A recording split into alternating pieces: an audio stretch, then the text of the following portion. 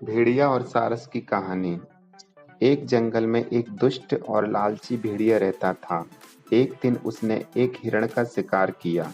शिकार के बाद वह अपने लालच पर नियंत्रण नहीं रख पाया और जल्दी जल्दी उसे खाने लगा।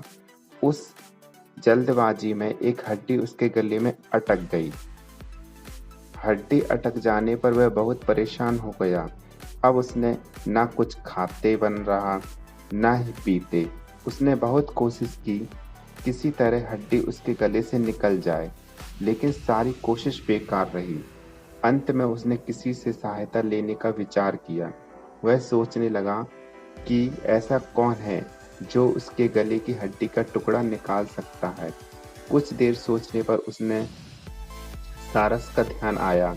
सारस की लंबी गर्दन और चोंच भी, वह उसके मुंह में अपनी चोंच घुसाकर आसानी से हड्डी निकाल सकता था। बिना देर किए भेड़िया सारस के पास पहुंचा और बोला, सारस भाई, मेरे गले में एक हड्डी अटक गई है। क्या तुम अपनी चोंच से वो हड्डी निकाल दोगे?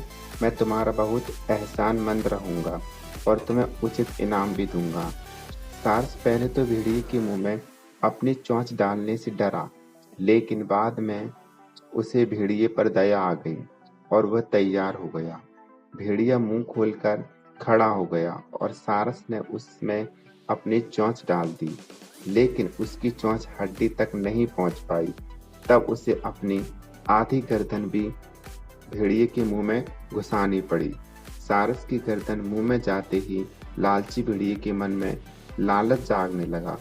उसे वह सोचने लगा कि यदि मैं इसकी लचीली गर्दन को चबा पाता तो मजा आ जाता, लेकिन उस समय उसे अपने गले में फंसी हड्डी निकलवानी थी, इसलिए वह मन मारकर रह गया। कुछ ही देर में सारस ने उसके गले से हड्डी निकाल दी। हड्डी निकलते ही भेड़िया जाने लगा। ना उसने सारस को धन्यवाद दिया, ना ही इनाम। सारस ने उसे रोककर कहा, मेरा इनाम कहाँ है? तो तुमने कहा था कि तुम इस काम के बदले मुझे इनाम दोगे।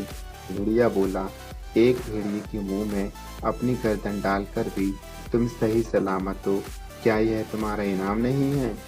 इतना कहकर भेड़िया चला गया और सारस मुंह लटकाकर खड़ा रहा। सीख, लालची दुष्ट व्यक्ति के से कभी कृतज्ञता या पुरस्कार की अपेक्षा नहीं करना चाहिए।